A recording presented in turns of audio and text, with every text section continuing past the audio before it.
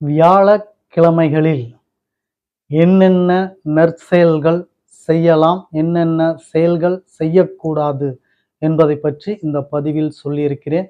பார்த்து தெரிந்துக்கோங்க உறவுகளே.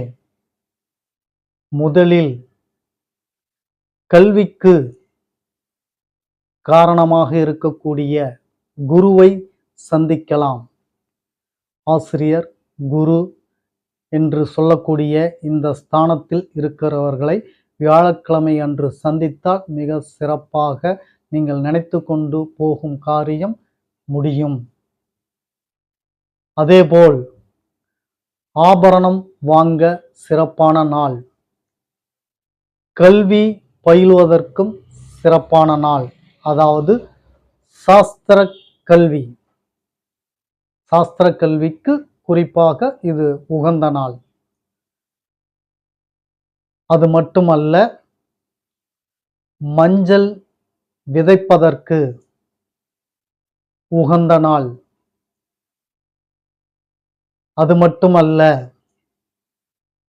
ஆலயத்திற்கு செல்வதற்கு, ஆலய பணிகள் எது வேண்டுமானாலும் செய்வதற்கு, ட்ரஸ்ட் அமைத்துக் கொள்வதற்கு இந்த நாள் மிகவும் சுபமான நாளாக அமையும்.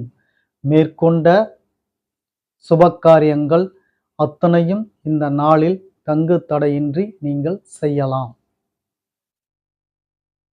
யூசுவலா உங்களுக்கு முகூர்த்தம் குறிக்கக்கூடிய நாள் சிறப்பான நாள்.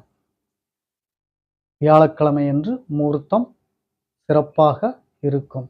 முகூர்த்த நாள் குறிக்கலாம்.